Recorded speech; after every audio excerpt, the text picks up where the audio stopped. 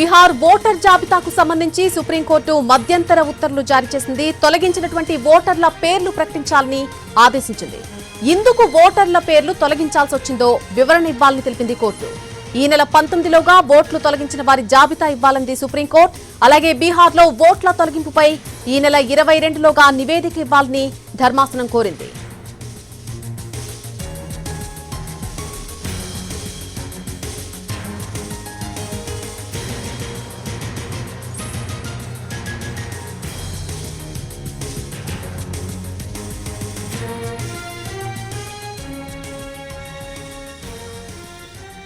Bihar voter జాబితాకు సంబంధించి supreme court కొన్ని మధ్యంతర ఉత్తర్వులు జారీ చేసింది. దానికి సంబంధించిన అప్డేట్ మనం చూస్తున్నాం.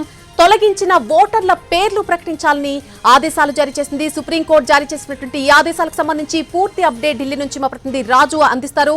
రాజు, ఇందుకు ఓటర్ల పేర్లు తొలగించాల్సి వచ్చింది అనేటి వివరణ ఇవ్వాలి అంటూ కోర్టు తెలిపినట్టుగా తెలుస్తోంది. పూర్తి అప్డేట్ ఏంటి విషయానికి సంబంధించి? ఎస్ నళిని, బీహార్లో జరగనున్నటువంటి అసెంబ్లీ ఎన్నికల కోసం ఎన్నికల సంఘం ప్రత్యేకంగా ఓటర్ల సమగ్ర సర్వే నిర్వహిస్తుంది. అంటే ఈ సమగ్ర సర్వే ద్వారా అక్కడ అందుబాటులో లేనటువంటి వాళ్ళ ఓటర్లను తీసివేయడం, అంతేకాదు అక్కడ ఎవరైతే అక్రమంగా వచ్చి ఉన్నారో వాళ్ళ ఓట్లు కూడా తీసేస్తామన్న విషయాన్ని స్పష్టం చేశారు. దానికి అనుగుణంగానే ప్రస్తుతం ఈ రివిజన్ సర్వే అనేది బీహార్లో జరుగుతూ ఉంది. అయితే దీనికి సంబంధించి ప్రతిపక్షాలు పెద్ద ఎత్తున ఆందోళన చేస్తూనే ఉన్నాయి. మనం చూస్తున్నాము, ప్రస్తుతం జరుగుతున్నటువంటి వర్షాకాల పార్లమెంట్ సమావేశంలో ప్రతిపక్షాల ఏకైక ఎజెండా ఎస్ఐఆర్, ఏదైతే బీహార్లో జరుగుతున్నటువంటి ఈ ఓటర్ల సమగ్ర సర్వేకు సంబంధించినటువంటి అంశంలో ఖచ్చితంగా పార్లమెంట్ వేదికగా చర్చించాలి. అంతేకాదు కేంద్ర ఎన్నికల సంఘం మొత్తం కూడా ప్రస్తుత అధికార పార్టీగా ఉన్నటువంటి బీజేపీ కోసం పనిచేస్తుందంటూ ఆందోళన వ్యక్తం చేస్తూనే ఉన్నారు. దానిపైన పెద్ద ఎత్తున ఒకవైపు సభలో సైతం నినాదాలు చేసినటువంటి పరిస్థితి ఉంది.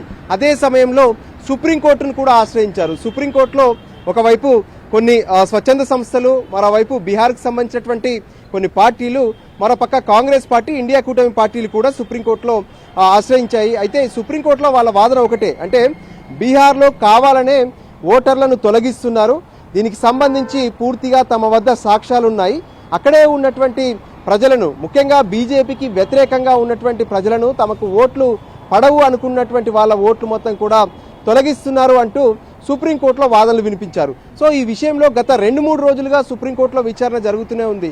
సోమవారం, మంగళవారం, బుధవారం, నిన్నటి వరకు కూడా జరిగింది. మళ్ళీ ఈ రోజు కూడా విచారణ జరిగింది. సో ఈ సందర్భంగా సుప్రీంకోర్టు ధర్మాసనం ఈ కేసుకు సంబంధించినటువంటి వ్యవహారంలో ఒక మధ్యంతర ఉత్తర్వు జారీ చేసింది. ఈ మధ్యంతర ఉత్తర్వుల ప్రకారం ఇప్పటి వరకు బీహార్లో తొలగించినటువంటి ఓటర్లకు సంబంధించినటువంటి పూర్తి జాబితాను ఎన్నికల సంఘం తమ వెబ్సైట్లో ప్రచురించాలి. అంతేకాదు ఎవరెవరిని తొలగించారు, ఎందుకు తొలగించారనేటువంటి పూర్తి వివరాలను సుప్రీంకోర్టుకు అందించాలనే విషయాన్ని కూడా స్పష్టం చేశారు. ఎందుకంటే గత కొన్ని రోజులుగా చూస్తూనే ఉన్నాం, ఒకవైపు కేంద్ర ఎన్నికల సంఘంతో పాటు రాష్ట్రాల్లో జరుగుతున్నాయి అవకతవకలంటూ పెద్ద ఎత్తున ఏఐసిసి కీలక నేతగా ఉన్నటువంటి రాహుల్ గాంధీ మహారాష్ట్రలో జరిగినటువంటి ఎన్నికల అవకతవకలకు సంబంధించినటువంటి అంశంలో కొంత ఏదైతే పూర్తిగా పవర్ పాయింట్ ప్రజెంటేషన్ చేశారు, కర్ణాటకలో ఆందోళన నిర్వహించి అక్కడ కూడా కొన్ని విషయాలను స్పష్టం చేశారు, బీహార్లో జరుగుతుందని చెప్పారు, అంతేకాదు దేశవ్యాప్తంగా కూడా ఇదే జరుగుతుందని చెప్తున్నారు. సో ఈ నేపథ్యంలో ఇంతకీ కేంద్ర ఎన్నికల సంఘం ఓటర్లను ఎందుకు తీసేస్తున్నారు, కొన్ని చోట్ల ఎందుకు చేరుస్తున్నారు అనేది ఇప్పుడు దేశవ్యాప్తంగా ఒక చర్చగా మారుతున్నటువంటి పరిస్థితి ఉంది.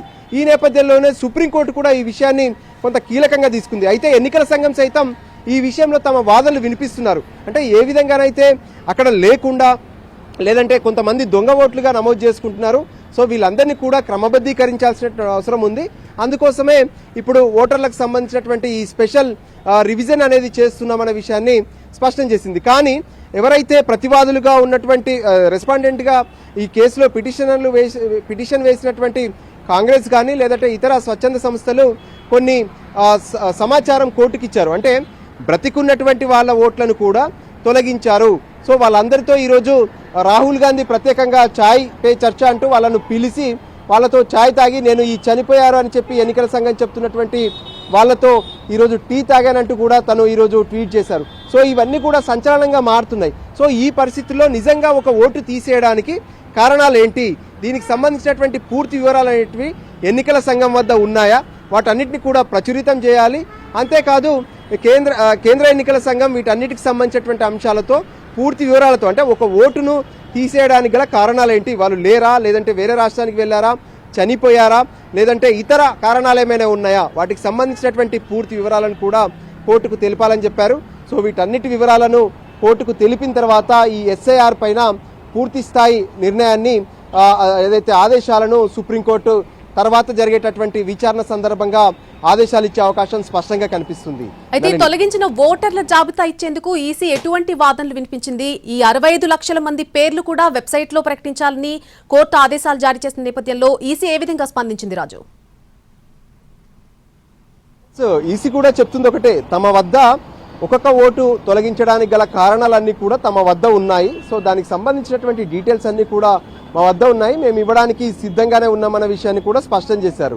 అయితే సుప్రీంకోర్టు ఆదేశించినటువంటి నేపథ్యంలో ఖచ్చితంగా వాళ్ళు మరి ఈ 65 లక్షలకు సంబంధించినటువంటి పూర్తి డాటాను తమ వెబ్సైట్లో పెడతారా, లేదంటే సుప్రీంకోర్టుకు మరొక అప్పీల్ని ఏమైనా చేస్తారనేది మరికొద్ది సేపట్లో తేలే అవకాశం కనిపిస్తుంది. ఎందుకంటే ఎన్నికల సంఘాన్ని సుప్రీంకోర్టు ఆదేశించింది. ఆ తర్వాత మరి ఎన్నికల సంఘం వీటన్నిటికి సంబంధించినటువంటి వివరాలు పూర్తిగా ఉన్నాయా, లేదంటే దానికి సంబంధించి ఎన్నికల సంఘం కూడా మళ్ళీ ఏం చెప్పబోతుంది అనేది కూడా కీలకం. ఎందుకంటే కేంద్ర ప్రభుత్వం తరపున హాజరయ్యేటటువంటి అడ్వకేట్ జనరల్స్ కావచ్చు, అటార్నీ జనరల్, వీళ్ళందరూ కూడా తమ వాదనలు ఎన్నికల సంఘం తరపున సుప్రీంకోర్టులో వినిపించారు. సో దానికి అనుగుణంగానే ప్రతి ఓటు తీసేసేందుకు గల కారణాలు తమ వద్ద ఉన్నాయని చెప్పారు. సో వాటన్నిటిని చూయించండి, ఎందుకంటే దేశవ్యాప్తంగా ఇదొక కీలక అంశంగా మారింది. ఒకవైపు కాంగ్రెస్ పార్టీతో పాటు ఇండియా కూటమిలో ఉన్నటువంటి అన్ని పార్టీలు కూడా దీనిపైన పెద్ద ఎత్తున ఆందోళన చేయడమే కాకుండా పార్లమెంట్ వరకే ఇది పరిమితం కాకుండా ఇప్పుడు దేశవ్యాప్తంగా కూడా ఇదే అంశం పైన ఆందోళనకు సిద్ధమవుతున్నాయి.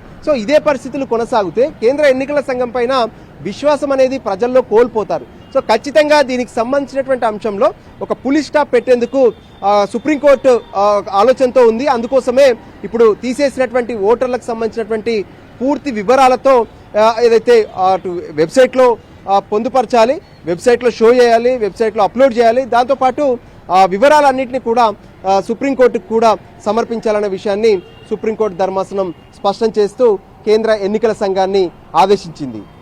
Right Raju, thank you for the live update. Bihar voter జాబితాకు సంబంధించి సుప్రీంకోర్టు ఇచ్చిన మధ్యంతర ఉత్తర్వులు ఇవి. తొలగించిన ఓటర్ల పేర్లు వెంటనే ప్రకటించాలని ఆదేశాలు జారీ చేసింది కోర్టు. అసలు ఎందుకు ఓటర్ల పేర్లు తొలగించాల్సి వచ్చిందో వివరణ ఇవ్వాలంటూ తెలిపింది.